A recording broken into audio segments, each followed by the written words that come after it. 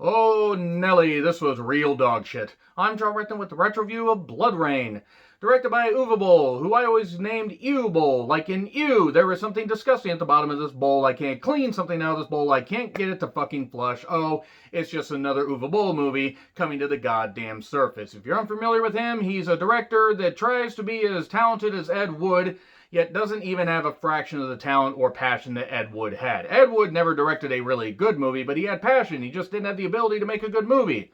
But his movies still hold up as something you can laugh at.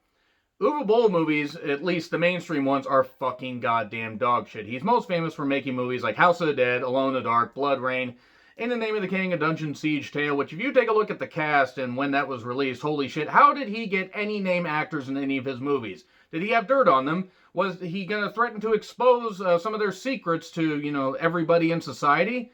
Or was everybody held at gunpoint to do their goddamn lines on camera? That seemed to be the case with BloodRayne. And if you're unfamiliar with BloodRayne, it was a few video games about a half woman, half vampire named Rain that is seeking vengeance on people, like trying to save the land. And in this case, she's trying to destroy a man or a vampire named Kagan, played by Ben Kingsley. They got Ben Kingsley in this goddamn movie. They got Michelle Rodriguez in this movie. Kristanna Loken played Rain, who is coming off of Terminator 3. And I'm not going to say Kristanna Loken was ever going to be like Audrey Hepburn or any, mainstream actress, but I think she deserved more chances than being in tripe like this. I'm not going to say she was the greatest, but she was a beautiful woman, could actually do some good shit. Did some pretty good stuff in Terminator 3, even though Terminator 3 is kind of, seen as a not very good sequel, but by God, it's better than the other sequels they've done. He had Matthew Davis, who was also in Legally Blonde. He was Warner. Michael Madsen. You had Meatloaf. I don't know how they got Meatloaf into this. I don't know why they got him into this. And Udo Kier. So I have a question about Udo Kier, or Udo Kier, or however the hell you say his name. Is he just contractually obligated to be in anything with vampires? Because he always seems to be in vampire or supernatural or medieval spoopy movies. Like anything that falls under those categories, he's always in. Like he's in a lot of goddamn movies. Take a look at his IMDb page. He's in a lot of goddamn shit. So yeah, $25 million budget, $3.6 million gross worldwide. Yet somehow Uwe Boll kept getting work. I will never fucking understand that. Like, seriously, even House of the Dead didn't make all that much money, and somehow he kept getting money, like Alone in the Dark and all that other shit, and he kept making movies. He's made movies as recently as a few years ago, and I don't fucking get it. Like, does he just get tax credits from whatever country he films in, or does he take the blood of the innocent and sell it on the black market? How the fuck does he get money for this shit? It's so fucking bad. The plot, such as it is, you have Rain, who's a half human, half vampire. She's in a carnival and seen as a sideshow freak. Water burns her because she's a vampire. And she has a friend there that is trying to free her. She's like, somebody will come and free us or whatever, and we'll be able to take off. Well, since Rain is a vampire, she goes nuts one time and decides to kill everybody when a guy tries to assault her. Never try to assault anybody, by the way, but especially somebody that is a half human, half vampire that could suck your blood. She goes nuts, kills a bunch of people, takes off, and then Michael Madsen's character, Vladimir, and his troops, Sebastian, Matthew Davis, and Katerin, Michelle Rodriguez, decide to, figure out what the hell is going on here. They go to the carnival, everybody's dead, oh no, what the fuck's going on? Then we cut to Ben Kingsley's character. Ben Kingsley, I swear, just did this stuff, and he's like, just give me my goddamn paycheck, I don't fucking care. And Ben Kingsley, everybody's in some bad shit. I mean, take a look at Robert De Niro's last 10 years of his career, or even the last 15 years of his career. He doesn't give a fucking shit anymore, outside of a few movies. But every big actor or big actress will do some schlock. And sure, you can have that happen, but it's like he was contractually obligated to be in at least one bad movie. He's like, okay, I'm not even going to Jeremy Irons this shit like he did in Dungeons and Dragons. I'm just going to do the least amount possible, and you guys are still going to fucking film it because I'm Ben Kingsley. Michelle Rodriguez's accent also goes over, every goddamn continent. I think goes to Antarctica. I think she has a penguin accent at some point. It's weird.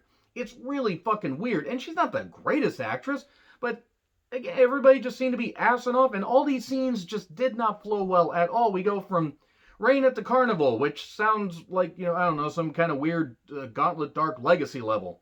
Actually, they did have a carnival level, and it was really fucking hard if you're not leveled up. But anyway, enough about that video game. Let's get back to this video game.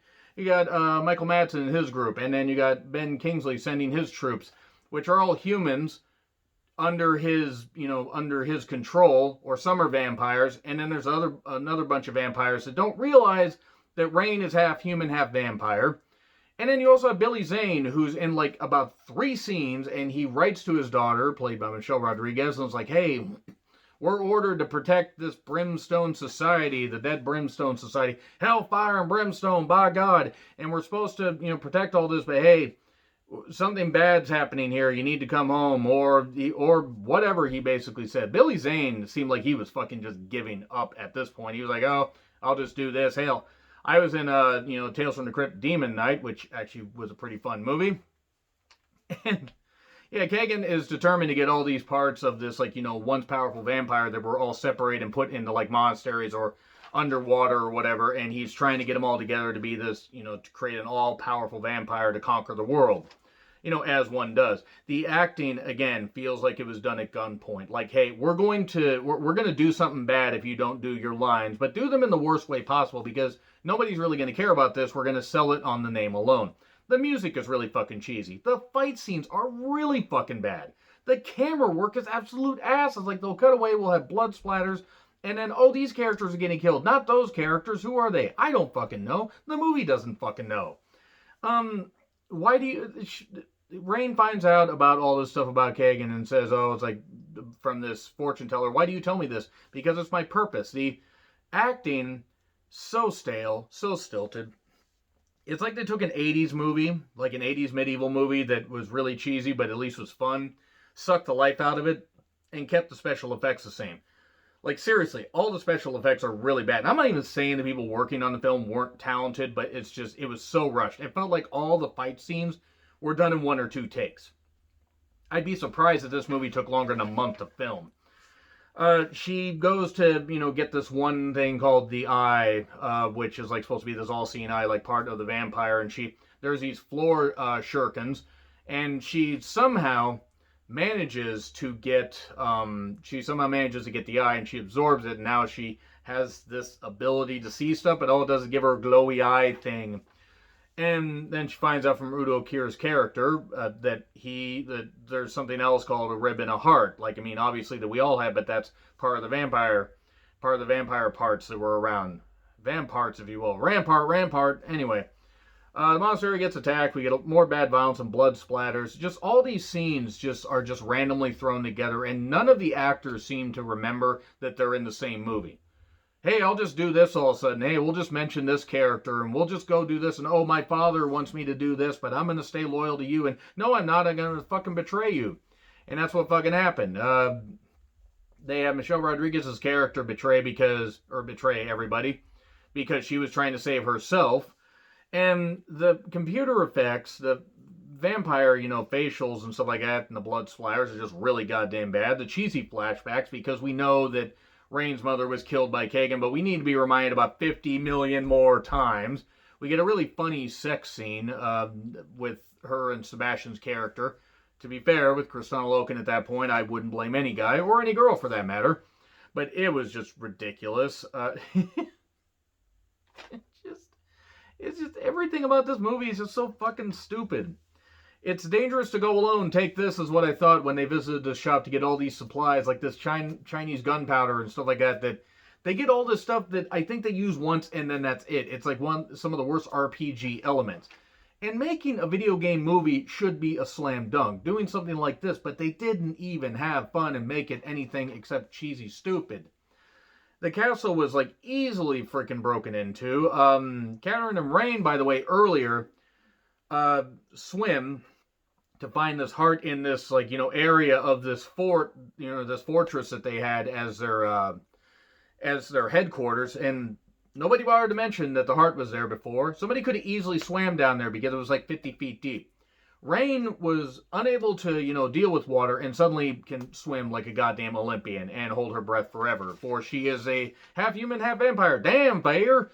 And she kills Catherine, kills her, sucks her blood, stuff like that. She doesn't come back.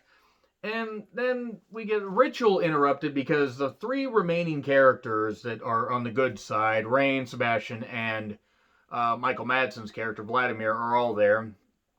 And they storm the castle, have fun storming the castle, then they get captured. Then we get this ritual interrupted, more vampire violence. She beats Ben Kingsley in one of the cheesiest fights possible. Ben Kingsley's just like, I can't be bothered to do this. And then he gets killed in a silly way. And she tries to save Sebastian by turning him into a vampire. He's like, no, I don't want you to do that. She sits on the throne, and that's it. And this is one of the worst.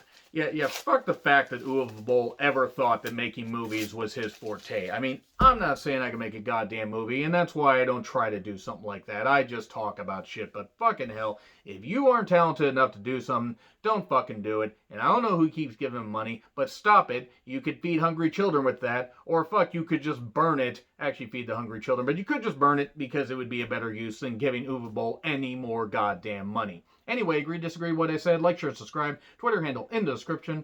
I'm John Retland. I'll see you soon.